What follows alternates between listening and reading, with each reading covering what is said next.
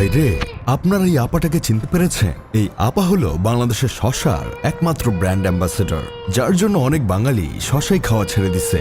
এখন কেন ছেড়ে দিছে সেই বিষয়ে জানতে চেয়ে আমাকে লজ্জা দিবেন না। আপনারা এতটাও ইনোসেন্ট না যে কিছু বুঝেন না। মাস কয়েক আগে এই আপুটা ভাইরাল হয়েছিল বান্ধবীদের হাতে কুত্তা মার খাওয়ার জন্য। যদিও আপুটির কোনো দোষ ছিল না।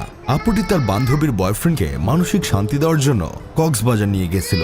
কক্সবাজার গিয়ে আপুটি তার বান্ধবীর বয়ফ্রেন্ডের সাথে খারাপ কিছুই করেনি, শুধু মাথার ঘাম শরীরের ঘাম বিছানায় ফেলে বান্ধবীর বয়ফ্রেন্ডকে মানসিক শান্তি দিচ্ছে আর হোটেলের সিলিং ফ্যানের দিকে তাকিয়ে রয়েছে।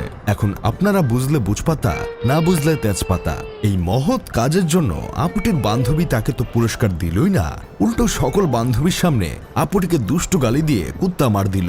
অন্যায়ভাবে কুত্তা মার খাওয়ার পর থেকেই আপুটি রাগে ক্ষোভে রাত 12টায় ভাত খাওয়া শুরু করে দিল, মানে 12 ভাতের হয়ে